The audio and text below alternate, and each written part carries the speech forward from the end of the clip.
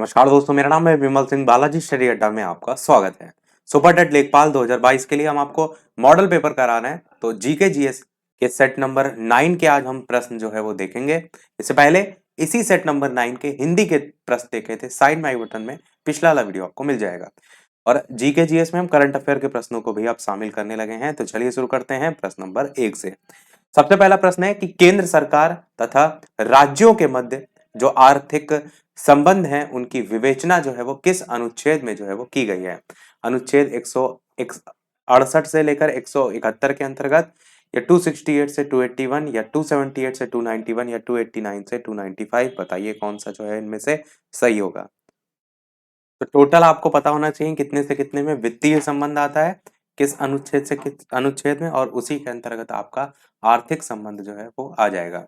तो सबसे पहले तो आंसर की बात करते हैं इन चारों में से। तो बी वाला ऑप्शन यहाँ पर सही होगा, यानी कि अनुच्छेद 268 से लेकर 281 जो है ये आपका आएगा किसके अंतर्गत, आर्थिक संबंधों के अंतर्गत।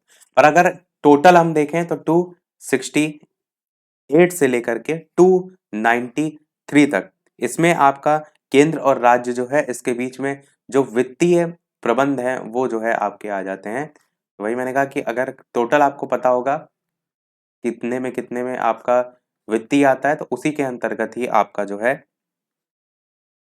आर्थिक जो संबंध है वो भी जो है वो आ जाएंगे। तो आंसर आपका बी वाला सही होगा। और किस भाग में आता है ये भी आपको पता होना चाहिए। तो भाग 12 के अंतर्गत जो है इसकी बात की गई है। अगला देखते हैं, संविधान सभा के संवैधानिक सलाहकार जो है वो कौन थे। सच्चिदानंद सिन्हा, के एम मुंशी, बी एन राव, या फिर टी टी कृष्णामाचारी। तो बताइए कौन सा इनमें से जो है वो सही होगा। संविधान सभा के संवैधानिक सलाहकार जो है वो कौन थे। आंसर की बात करते हैं तो आपका इन चारों में से संविधान सभा के संवैधानिक सलाहकार के रूप में बी एन राव जो है इनको जाना जाता है। बाकी बेसिक सी चीजें आपको पता होना चाहिए। जैसे संविधान सभा के गठन की अगर बात करें तो आपका 6 दिसंबर 1946 को जो है वो हुआ था। और इसके तहत संविधान निर्माण की जो समिति थी वो बनी थी, जिसे हम ड्राफ्ट कमेटी कहते हैं। टोटल इसमें सदस्यों की बात करें तो टोटल 389 जो सदस्यीय संविधान सभा जो है उसमें प्रस्तुत किया गया था। तो सदस्यों की संख्या 389 थी। अस्थायी अध्यक्ष अगर आपसे पूछा जाए तो सच्चिदानंद सिन्हा थे। स्थायी अध्यक्ष पूछा जाए तो डॉक्टर राजेंद्र प्रसाद थे। प्रारूप समिति के अध्यक्ष पूछा जाए तो भीमराव अंबेडकर थे। और संवैधानिक सलाहकार पूछा जाए तो बी एन राव थे। तो मतलब इतनी बेसिक सी सारी चीजें आपके दिमाग में होनी चाहिए। चलिए देखते हैं अगला प्रश्न कि इनमें से कौन संविधान प्रारूप समिति के सदस्य जो है वो थे। चार नाम दे रखे हैं, नीचे ऑप्शन दे रखे हैं। तो एन गोपाला स्वामी, जवाहरलाल नेहरू, अल्लादी कृष्णा स्वामी अय्यर, सरदार पटेल, इस प्रकार से चार नाम दे रखे हैं। और बताना है कि इनमें से सही कौन से, पहला तीसरा चौथा, पहला और चौथा, पहला और तीसरा, या दूसरा तीसरा चौथा। तो बताइए कौन संविधान प्रारूप समिति के सदस्य जो है वो थे। तो प्रारूप समिति में आपके सबसे पहले तो मैंने बताया था डॉक्टर बी आर अम्बेडकर जो है आपको एकदम रट के रखना है। उसके अलावा अगर बात करें तो गोपाल स्वामी अयंगर जो है, ए वाले जो में लिखा है ये आपको याद रखना है, ए गोपाल स्वामी अयंगर। और थर्ड वाले में जो अल्लादी कृष्णा स्वामी अय्यर दे रखा है ये आपको याद रखना है। और इसमें अगर देखेंगे तो और नहीं कोई, तो आंसर आपका यहाँ पर सी वाला फर्स्ट एंड थर्ड वाला जो है ये जो है वो हो जाएगा। तो ये दोनों ऑप्शन के अकॉर्डिंग हुआ। इसके अलावा पर थे कौन, तो गोपाल स्वामी अयंगर, अल्लादी कृष्णा स्वामी अय्यर के अलावा के एम मुंशी आपको जो है वो ध्यान रखना है। शॉर्ट में यहाँ पर मैं मुंशी जो है वो लिख रहा हूँ। तो के एम मुंशी जो है इसमें थे। और मोहम्मद सादुल्लाह थे, मोहम्मद सादुल्लाह। और डीपी खेतान थे। डीपी खेतान जो है 1948 में इनकी मृत्यु हो गई थी। तो इसके बाद टीटी कृष्णामाचारी जो है वो इनकी जगह जो है वो आ गए थे। और माधव राव का नाम आप याद रख सकते हैं, बाकी और भी थे पर ये जो गिने चुने अधिकतर ऑप्शन में देखने को मिलते हैं वो मैंने यहाँ पर बता दिया। आंसर आपका सी वाला सही हो जाएगा, फर्स्ट और थर्ड संविधान प्रारूप समिति जो है उसके सदस्य। और अध्यक्ष मैंने आपको बता ही दिया। तो चलिए देखते हैं हमारा अगला प्रश्न। इनमें से कौन एक संवैधानिक संस्था नहीं है। वित्त आयोग, योजना आयोग, लोक सेवा आयोग, चुनाव आयोग। तो बताइए कौन सा इनमें से जो है वो सही होगा। सबसे पहले आपके दिमाग में ये आना चाहिए कि संवैधानिक संस्था होता क्या है? संवैधानिक संस्था मतलब जो संविधान में हो। यहाँ पर लिखा है ना संवैधानिक संस्था यानी कि क्लियर है संविधान में आपको देखने को मिले यानी कि जिसका वर्णन भारत के संविधान के अंतर्गत किया गया हो। उसके संस्थान के चाहे कार्य हों या शक्तियाँ हों या उससे संबंधित कोई अन्य उल्लेख हो, वो भारत के जो संविधान के 22 विभाग हैं, 395 अनुच्छेद हैं, उनमें किसी न किसी विशेष भाग या किसी अनुच्छेद के अंतर्गत उनका वर्णन किया गया हो, तो वो आते हैं संवैधानिक संस्था में। प्रश्न में पूछ रहा है कि कौन इनमें से जो है वो नहीं है? वित्त आयोग, योजना आयोग, लोक सेवा आयोग, चुनाव आयोग। बताइए कौन-सा सही होगा? तो आंसर की बात करते हैं इनमें से कौन-सा जो है आपका संवैधानिक संस्था नहीं है? तो आप कहेंगे कि जो योजना आयोग है, ये जो है आपकी संवैधानिक संस्था में जो है वो नहीं आती है। संवैधानिक संस्था में और कौन-कौन सी नहीं आती है यानी कि जिनको हम गैर संवैधानिक संस्था में रखते हैं, तो आपका नीति आयोग हो जाएगा और आपका राष्ट्रीय विकास परिषद हो जाएगा, राष्ट्रीय मानवाधिकार आयोग हो जाएगा, केंद्रीय सतर्कता आयोग हो जाएगा, कि राज्य सूचना आयोग, केंद्रीय सूचना आयोग, ये सब आपके गैर संवैधानिक में जो है वो आते हैं यानी कि संवैधानिक संस्था नहीं है। तो आप सोचेंगे कि कौन-कौन सी संस्था होती हैं, तो ये सब आपको होती हैं जैसे वित्त आयोग, लोक सेवा आयोग, आपका चुनाव आयोग और संघ लोक सेवा आयोग यूपीएससी जो परीक्षा कराती है वो भी आपकी इसमें आती है। राज्य लोक सेवा आयोग भी आती है आपकी इसमें और राष्ट्रीय अनुसूचित जाति आयोग भी जो है इसमें आती है, जो एससी, एसटी, ओबीसी वर्ग से संबंधित है और भारत के नियंत्रक और महालेखा परीक्षक जो है वो भी संवैधानिक में आते हैं। तो वो काफ़ी लिस्ट आपको मैंने पहले एक बार साइड डिटेल में लिखाई थी, तो आंसर यहाँ पर बी वाला हो जाएगा जो कि संवैधानिक संस्था नहीं है। अगला है भारत के राष्ट्रपति पर महाभियोग चलाने के लिए कम से कम कितने दिन पहले की सूचना आवश्यक है? 7 दिन, 14 दिन, 21 दिन या फिर 30 दिन? तो बताइए कौन-सा इनमें से जो है वो सही होगा? राष्ट्रपति पर अगर महाभियोग जो है वो चलाना है, तो कितने दिन पहले आपको सूचना देना जो है वो आवश्यक है? तो आंसर की बात करते हैं इन चारों में से। कई बार ऑप्शन में जब 6 माह दिया रहता है, तो कई बार 6 माह को टिक कर देते हैं।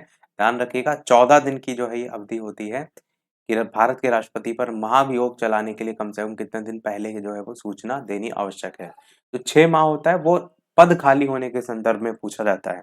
इसीलिए मैंने कहा कि ऑप्शन 14 दिन याद रखिएगा। अगला देखते हैं, निम्नलिखित अनुच्छेदों में से कौन-सा एक राज्य सरकार को ग्राम पंचायतों को संगठित करने के लिए निर्देशित करता है? ये ग्राम पंचायत बहुत पूछा जाता है, इसको ज़रूर रट के रखिएगा। अगर आप लेखपाल की परीक्षा भी देंगे, तो वहाँ पर भी ये बिल्कुल पूछा जा सकता है।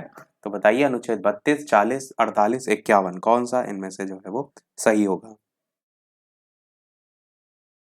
आंसर की बात करते हैं इन चारों में से, तो आपका अनुच्छेद 40 जो है वो होता है, इसमें पंचायतों के गठन का निर्देश दिया गया है और 1993 जो है उसमें आपका जो 73वां संविधान संशोधन अधिनियम था, इसमें 1993 सन ध्यान रखिएगा, इसमें पंचायत राज संस्था को संवैधानिक मान्यता जो है वो दी गई थी। तो आंसर आपका 40 यहाँ पर अनुच्छेद 40 बी वाला जो है वो सही होगा। अगला आपका इनमें से कौन सी एक समिति पंचायती राज संस्था से संबंधित जो है वो आपसे पूछा गया है? नहीं है। पीवीएन राव समिति, एलएम सिंघवी समिति, अशोक मेहता समिति या बलवंत राय मेहता समिति। तो बताइए कौन सा इनमें से सही होगा? कौन सी एक समिति है जो कि पंचायती राज से संबंधित जो है वो नहीं है? तो आंसर की बात करते हैं, तो पंचायती राज संस्था से जो संबंधित नहीं है, तो आंसर यहाँ पर आपका पहला वाला यहाँ पर पीवीएन राव समिति जो है वो सही होगा, जो कि पंचायती राज से संबंधित नहीं है। देखिए बलवंत राय मेहता समिति सबसे ज्यादा इंपॉर्टेंट है, ये सबसे ज्यादा प्रश्न आपको यहाँ से देखने को मिलते हैं। बलवंत राय मेहता समिति का जो गठन था, वो पंचायती राज जो व्यवस्था थी ना, इसको और ज्यादा मजबूती प्रदान करने के लिए 1956 में जो है बलवंत राय मेहता जो है इनकी अध्यक्षता में जो है वो की गई थी। इन्होंने अपनी रिपोर्ट सौंपी थी 1 साल बाद 1957 में और जो समिति थी उसकी जो सिफारिश थी उनको 1 अप्रैल 1958 को जो है वो लागू भी कर दिया गया था। सबसे ज़्यादा अगर आप देखेंगे तो इनका नाम प्रश्न में आपको देखने को मिल जाता है। फिर बात करते हैं अशोक मेहता समिति। अशोक मेहता समिति 1977 में जो है वो पंचायती राज जो कार्यक्रम की असफलता है उनके कारणों का अध्ययन करने के लिए इसका गठन जो है वो किया गया था, जो भी असफलता रह गई थी पंचायती राज कार्यक्रम की उसके संदर्भ में 1977 में। एलएम सिंघवी समिति इसकी बात करें तो ये भी पंचायती राज से संबंधित है। भारत में जो लोकतंत्र और विकास के लिए पंचायती राज संस्थान है, उनके पुनरुद्धार पर आप कहेंगे कि किस समिति को जाना जाता है, तो वो एल.एम. सिंघवी समिति को जो है वो जाना जाता है। इसमें राजीव गांधी सरकार द्वारा इसे नियुक्त किया गया था 1986 में।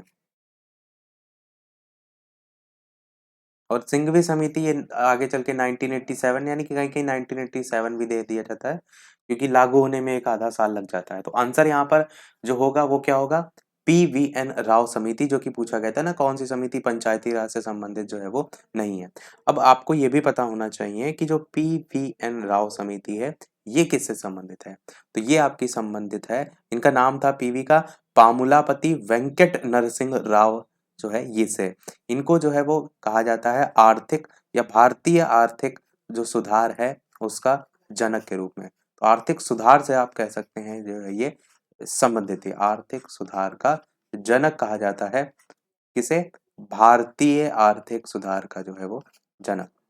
तो इसी से संबंधित जो है आप कह सकते हैं। अगला देखते हैं, इनमें से कौन संसद के दोनों सदनों की संयुक्त बैठक की अध्यक्षता जो है वो करेगा? राष्ट्रपति, प्रधानमंत्री, राज्यसभा का सभापति या लोकसभा का अध्यक्ष? ये क्वेश्चन मैंने बहुत बार कराया है, क्योंकि यही 2 क्वेश्चन है, एक अध्यक्षता वाला और एक कौन बुलाता है। ये आप देखेंगे प्रश्न बहुत ज़्यादा रिपीट होता रहता है। तो बताइए कौन-सा इनमें से सही होगा? आपको ऐसे प्रश्न तो बिल्कुल नहीं गलत करने हैं जो आप बार-बार देख रहे हैं। इसीलिए कई बार कहते हैं कि अरे आपने ये पढ़ा तो था, याद नहीं आ रहा, तो ऐसी गलती ना करिए। जैसे ये क्वेश्चन है, इतनी बार ये क्वेश्चन पेपर में रिपीट हो चुका है, फिर भी बहुत बार लोग गलत कर देते हैं। तो आंसर की बात करते हैं इन चारों में से, तो आपका ऑप्शन डी वाला यहाँ पर लोकसभा का अध्यक्ष जो है वो बिल्कुल सही होगा। जब बात होगी दोनों सदनों के संयुक्त बैठक की, अध्यक्षता जो है वो कौन करेगा? तो अध्यक्षता कौन करेगा? लोकसभा का अध्यक्ष करेगा।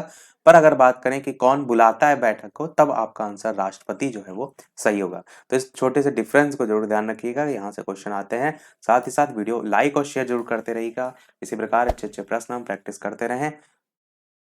वीडियो को लाइक और शेयर जरूर करते रहिएगा। चलिए बढ़ते हैं अगले प्रश्न की तरफ, कि भारत का सबसे बड़ा संघ राज्य जो है वो कौन सा है? दमन और दीव या फिर पुडुचेरी या फिर दिल्ली या फिर चंडीगढ़? बताइए कौन सा इनमें से जो है वो सही होगा। देखिए अगर आपको इनका क्षेत्रफल पता है तो आप आसानी से बता लेंगे। दिल्ली का जो क्षेत्रफल है वो लगभग 1483 वर्ग किलोमीटर में फैला हुआ है। दमन दीव जो है इसका जो है 112 वर्ग किलोमीटर में फैला हुआ है। पुडुचेरी जो है इसका 479 वर्ग किलोमीटर में फैला हुआ है। जो दमन दीव के अलावा चंडीगढ़ बचा है, इसका लगभग 114 जो है वो वर्ग किलोमीटर में फैला हुआ है। अब प्रश्न में भारत का सबसे बड़ा संघ राज्य ही पूछा गया, तो उस आधार पर दिल्ली ही आपका सही होगा। अगर जनसंख्या भी आप देखेंगे तो सबसे ज्यादा यहीं पे है। जनसंख्या घनत्व भी देखेंगे वर्ग किलोमीटर के हिसाब से तो भी यहीं पर है। तो दिल्ली आपका यहाँ पर जो है वो सही होगा। चलिए देखते हैं अगला प्रश्न, इनमें से किस वाद में भारतीय संविधान का जो मूलभूत ढांचा है उसकी जो अवधारणा है, कंसेप्ट ऑफ बेसिक स्ट्रक्चर, इसको प्रतिपादित जो है वो किया गया था? इंदिरा साहनी वाद, शंकरी प्रसाद का वाद, रुदल शाह का वाद या इनमें से कोई नहीं? कौन सा इनमें से जो है वो सही होगा? तो आंसर की बात करते हैं इनमें से, आपका इनमें से कोई नहीं जो है ऑप्शन जो है वो सही होगा, क्योंकि एक्चुअल में ना तो ये आपका ए वाला, ना बी वाला, ना सी वाला मूलभूत ढांचे की अवधारणा से जो संबंधित है वो आपका संबंधित है केशवानंद बनाम भारती। ये भी बहुत ज्यादा पूछा जाता है, तो इसको भी थोड़ा सा रट के रखिएगा। केशवानंद भारती केरल राज्य, इसमें बात क्या की गई थी? तो इसमें बात ये की गई थी जो कि संविधान का मूल ढांचा है उसको क्षति नहीं पहुंचनी चाहिए। केशवानंद बनाम भारती केरल राज्य, ये जो है इसका नाम है। केशवानंद भारती बनाम, बनाम आपका यहाँ पर लगता है, केशवानंद भारती बनाम केरल राज्य। सन इसका जरूर ध्यान रखिएगा 1973। बस इसी में बात की गई है कि संविधान का जो मूलभूत ढांचा है उसकी भाई अवधारणा जो है वो ना नष्ट हो, उसमें कोई क्षति नहीं पहुंचनी चाहिए। आंसर यहाँ पर इनमें से कोई नहीं होगा। अगला है, किसी राजनीतिक दल को क्षेत्रीय दल के रूप में मान्यता दी जाती है यदि यह राज्य में या तो लोकसभा अथवा विधानसभा चुनाव में 4% वोट प्राप्त करता है, या राज्य में या तो लोकसभा अथवा विधानसभा चुनाव में 6% वोट प्राप्त करता है, वह राज्य में या तो लोकसभा अथवा विधानसभा चुनाव में 8% वोट प्राप्त करता है, या फिर इनमें से जो है वो कोई नहीं। तो बताइए कौन सा जो है वो सही होगा। तो आंसर की बात करते हैं, आपका आंसर यहाँ पर जो 6% वोट वाला है ये जो है आपका बिल्कुल जो है वो सही हो जाएगा। तो ध्यान रखिएगा, कोई राजनीतिक दल को राज्य स्तरीय या क्षेत्रीय दल का अगर दर्जा प्राप्त करना है तो संबंधित दल को लोकसभा या फिर विधानसभा चुनाव में कुल डाले गए जो मत होते हैं उनका न्यूनतम 6% मत प्राप्त करने के साथ ही राज्य जो विधानसभा है उसमें कम से कम 3% जो सीट है वो जीतना जो है वो आवश्यक होगा। अगला देखते हैं, भारत में निम्नलिखित राज्यों के बनाने के सही कालानुक्रम की पहचान जो है नीचे दी गई है। आंध्र प्रदेश, हिमाचल प्रदेश, हरियाणा, सिक्किम। तो क्रम आपको बताना है इनमें से कौन सा जो है वो सही होगा। सही कालानुक्रम आपको बताना है आंध्र प्रदेश, हिमाचल प्रदेश, हरियाणा, सिक्किम।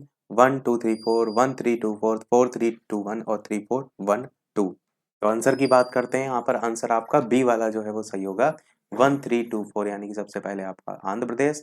सबसे पहले आप जानते भी हैं, गठन आंध्र प्रदेश का ही हुआ था, काफी बार क्वेश्चन आया। फिर हरियाणा, उसके बाद आपका जो है वो दूसरा नंबर हिमाचल प्रदेश और फिर आपका सिक्किम। अगला देखते हैं आपका, राष्ट्रपति आंग्ल भारतीय जो समुदाय है उससे कितने सदस्यों को नामित कर सकता है यदि वो इस राय का है कि लोकसभा में समुदाय का पर्याप्त प्रतिनिधित्व जो है वो नहीं है। 3 5 1 या फिर 2। तो बताइए इनमें से कौन सा जो है वो सही होगा। आंसर की बात करते हैं तो आपका ऑप्शन यहाँ पर 2 जो है वो सदस्य जो है वो सही होगा। आंग्ल भारतीय समुदाय राष्ट्रपति जो है वो चुनता है, किसकी बात हो रही है, लोकसभा में। तो आपका 2 जो है वो सही होगा। अगला है, निम्नलिखित मंत्रालयों में से नालंदा परियोजना किसका जो है वो कार्यक्रम है। संस्कृति मंत्रालय का, या फिर आपका मानव संसाधन मंत्रालय का, या फिर अल्पसंख्यक मामलों का मंत्रालय, या फिर विदेशी मामलों का मंत्रालय। कौन सा सही होगा। तो आंसर की बात करते हैं तो अल्पसंख्यक जो है उनके जो उच्च शिक्षण संस्थाएं हैं उनके लिए जो आपका आंसर यहाँ पर अल्पसंख्यक मामलों का मंत्रालय होगा। इसको नालंदा जो परियोजना है उसका शुभारंभ जो है वो किया गया था, और उस समय अल्पसंख्यक मामलों के मंत्री थे। 2014 में जो है उस समय मंत्री थे। तो सी वाला यहाँ पर जो है वो सही होगा। अगला देखें, हरा सूचकांक ग्रीन इंडेक्स विकसित किया गया है संयुक्त राष्ट्र पर्यावरण कार्यक्रम के द्वारा, अंतर्राष्ट्रीय मुद्रा कोष के द्वारा, विश्व बैंक के द्वारा, या फिर इनमें से कोई नहीं। बताइए इनमें से कौन सा जो है आपका सही होगा। संयुक्त राष्ट्र पर्यावरण कार्यक्रम, अंतर्राष्ट्रीय मुद्रा कोष, विश्व बैंक, या इनमें से कोई नहीं। तो हरा सूचकांक या ग्रीन इंडेक्स जो है वो आंसर की बात करते हैं तो आपका आंसर सी वाला ऑप्शन, तो विश्व बैंक जो है वो सही होगा। तो विश्व बैंक ने दिसंबर 2009 में जो है वो जो बढ़ती बाजार अर्थव्यवस्थाएं हैं उसके लिए हरा सूचकांक जो है वो जारी किया था। अगला देखते हैं, जब हम वायुमंडल में ऊपर की ओर जाते हैं तो ताप कम होता है तथा दाब बढ़ता है, ताप बढ़ता है तथा दाब जो है वो कम होता है, या ताप और दाब दोनों ही बढ़ते हैं, या ताप व दाब दोनों ही घटते हैं। बताइए इनमें से कौन सा जो है वो सही होगा। आंसर की बात करते हैं इन चारों में से तो ऑप्शन एबीसीडी में से आंसर की बात करते हैं तो आपका आंसर यहाँ पर ताप और दाब दोनों ही जो है आपके घटते हैं जैसे जैसे हम वायुमंडल में ऊपर की ओर जाते हैं। आप देखते भी हैं जैसे कोई पहाड़ वगैरह हो गया, तो पहाड़ के अगर आप ऊपर जो है वो खड़े हैं तो वहां पर टेम्परेचर कैसा होता है, ठंडा होता है। आप देखते हैं ना कि ऊपर बर्फ जमी रहती है। तो ठंडा किस लिए होता है, क्योंकि जैसे जैसे हम ऊपर बढ़ रहे हैं टेम्परेचर घट रहा है, और टेम्परेचर जब घट रहा है तो जाहिर सी बात है ऊपर जाके जितना घटेगा, घटने का मतलब समझ रहे हैं कि -डिग्री -2 डिग्री जितना घटेगा उतना टेम्परेचर ठंडा होगा। तो इसीलिए आप याद रख सकते हैं इससे ताप भी घटता है। और दाब देखते हैं, प्रेशर घटता है जैसे जैसे ऊपर जाते हैं, सांस लेने में दिक्कत होने लगती है, तो दाब भी घटता है। इस तरीके से आप जो है वो याद रख सकते हैं। अगला देखते हैं आपका प्रश्न कि निम्नलिखित में से किस धातु में कॉपर सल्फेट विलयन घोल से तांबे या कॉपर का निक्षेप हो जाता है। स्वर्ण, प्लैटिनम, पारद, लौह। बताइए कौन सा सही होगा। तो आंसर की बात करते हैं, किस धातु में कॉपर सल्फेट विलयन या फिर घोल से तांबे या कॉपर का निक्षेप हो जाता है। तो लौह जो है आपका यहाँ पर सही होगा। अगला देखते हैं आपका प्रश्न। अगला है कि पृथ्वी की सतह से सबसे दूर वातावरणीय जो परत है उसको क्या कहते हैं। मध्यमंडल, समताप मंडल, बहिर्मंडल, या आयनिक मंडल। तो पृथ्वी की सतह से सबसे दूर पूछा गया वातावरणीय परत को क्या कहते हैं। ऑप्शन एबीसीडी में से आंसर की बात करते हैं तो सबसे दूर जो होती है वो होती है आपकी बहिर्मंडल, इसी को बाह्य मंडल भी कहते हैं। तो सी वाला आपका सही होगा। अगला देखते हैं आपका कि दक्षिण अमेरिका के जो शीतोष्ण जो घास के मैदान होते हैं इनको क्या कहते हैं। यूपी टेट में मैंने पूरा आपको घास के मैदान बहुत ही बढ़िया तरीके से पढ़ाया था। यूपी टेट वाली जो प्लेलिस्ट एक है उसमें अगर आपने नहीं देखा देख सकते हैं। स्टेपीज, प्रेरीज, पंपास, या डाउन्स। बताइए कौन सा सही होगा। कौन शीतोष्ण के होते हैं, कौन उष्ण के होते हैं, ये भी हमने बहुत बढ़िया तरीके से पढ़ा था। ऑप्शन एबीसीडी में से कौन सा सही होगा। आंसर की बात करते हैं तो पंपास आपका जो है सी वाला ऑप्शन जो है बिल्कुल सही होगा। अगला देखते हैं आपका प्रश्न कि समोच्च रेखाएं कैसे स्थानों को मिलाते हुए खींची जाती हैं। सम तापमान वाले, माध्य समुद्र तल से सम ऊंचाई वाले, सम वर्षा वाले, या सम वायुदाब वाले। तो बताइए कौन सा इनमें से जो है वो सही होगा। आंसर की बात करते हैं इन चारों में से तो आपका माध्य समुद्र तल से सम ऊंचाई वाले जो है ऑप्शन जो है वो सही होगा। समोच्च रेखाएं जो है वो पूछी गई कैसे स्थानों को मिलाते हुए खींची जाती हैं। तो कुछ अब करंट अफेयर के प्रश्नों को भी देख लेते हैं। जैसे 21 जनवरी 2022 के मध्य बाघ संरक्षण पर चौथा एशियाई मंत्री स्तरीय सम्मेलन 2022 वर्चुअली जो है वो आयोजित किया गया। इसमें किसने जो है वो भारत का प्रतिनिधित्व किया, ये आपको बताना है। राजनाथ सिंह, पीयूष गोयल, भूपेंद्र यादव या फिर डॉक्टर एस जयशंकर। बताइए कौन सा इनमें से जो है वो सही होगा। आंसर की बात करते हैं तो आपका भूपेंद्र यादव जो है वो सी वाला ऑप्शन जो है वो सही होगा। हुआ कब था? तो 19 से लेकर के 21 जनवरी 2022 को जो है ये आयोजित किया गया था। और इसमें जो है वो जो बाघ संरक्षण है इसके संदर्भ में किया गया था चौथा एशियाई मंत्री स्तरीय सम्मेलन। आयोजन किसके द्वारा किया गया? तो मलेशिया और ग्लोबल टाइगर फोरम जो है उसके द्वारा जो है वो किया गया। तो आपका आंसर भूपेंद्र यादव सही होगा। देखते हैं हमारा अगला और इस वीडियो का लास्ट प्रश्न। इसके बाद एक प्रश्न हम आपसे भी जो है वो पूछेंगे। तो प्रश्न आपका है, 1 फरवरी 2022 को केंद्रीय वित्त एवं कॉर्पोरेट कार्य मंत्री निर्मला सीतारमण ने संसद में वित्त वर्ष 2022-23 का केंद्रीय बजट जो है वो पेश किया। तो इसके अनुसार भारत की आर्थिक विकास दर कितने परसेंट रहने का अनुमान है, ये आपको बताना है। ए ऑप्शन है 5.9%, बी ऑप्शन है 6.5%, सी ऑप्शन है 8.9% और डी ऑप्शन है 9.2%। इनमें से कौन सा सही होगा बताइए। साथ ही साथ चैनल पर नए हो तो सब्सक्राइब करके जुड़ जाइएगा और वीडियो लाइक अवश्य करते रहिएगा। हमें मोटिवेशन मिलता रहे, इसी प्रकार बेहतरीन से बेहतरीन प्रश्न की प्रैक्टिस हम करते रहें। तो चलिए आंसर की बात करते हैं। तो करंट अफेयर यहाँ से बजट देखिए, अब बजट ये वाला जो आया है इसको तो आपको अच्छे से पढ़ना है। हम आगे ऐसे ही बजट के और भी क्वेश्चन लाते रहेंगे क्योंकि इस बजट से अब जो भी पेपर होगा पूछा जाएगा। लगभग 1 साल के अंतर्गत तो आपका पेपर जो है वो हो ही जाएगा इसलिए। तो आंसर की बात करते हैं तो इनमें आपका ऑप्शन 9.2% जो है वो डी वाला जो है वो बिल्कुल सही होगा। ये 9.2% रहने का देश की आर्थिक विकास दर जो है वो अनुमान जो है वो लगाया गया है। तो सभी प्रश्न हुए हमारे समाप्त। अब एक प्रश्न आपके लिए भी, जैसा कि सभी वीडियो में हम आपसे एक ना एक प्रश्न पूछते हैं। इस वीडियो का आपके लिए प्रश्न भी जो है वो बजट से ही है कि 1 फरवरी 2022 को केंद्रीय वित्त एवं कॉर्पोरेट कार्य मंत्री निर्मला सीतारमण ने जो बजट पेश किया, इसके अनुसार भारतीय रिजर्व बैंक द्वारा डिजिटल रुपए की शुरुआत किस वर्ष होगी? ए ऑप्शन है 2021 से 22, बी ऑप्शन है 2022 से 23, सी ऑप्शन है 2023 से 2024 और डी ऑप्शन है 2024 से 25। इनमें से कौन सा सही होगा? अपना आंसर वीडियो के मेन कमेंट में टाइप करके जो है वो बताइएगा। लाइव टाइमिंग 2 है, दोपहर के 3 बजे और शाम के 8 बजे। तो लाइव आकर भी आप वीडियो देख सकते हैं, प्रश्नों की प्रैक्टिस कर सकते हैं। तो आज वीडियो में इतना ही रखते हैं, फिर मिलते हैं अगले वीडियो में कुछ नए प्रश्नों के साथ, नए टॉपिक के साथ। तब तक के लिए नमस्कार, जय हिंद।